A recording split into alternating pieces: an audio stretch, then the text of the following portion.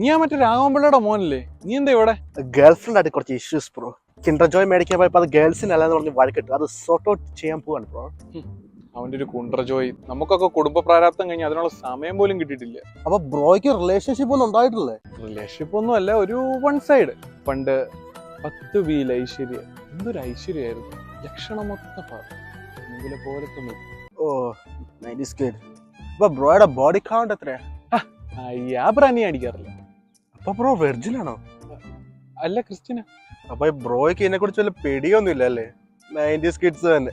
ആഹാ, എന്തിനാണ് 90s കിഡ്സിന് ഇത്ര പുച്ഛം? ഞങ്ങളൊരു പെണ്ണിനെ കാണുന്നത് സ്കൂളിലോ പള്ളിയിലോ വെച്ചാ, അല്ലാതെ നിങ്ങളെ പോലെ ടിൻഡറിലോ ബമ്പിളിലോ കയറി ആടയിരിക്കാറില്ല.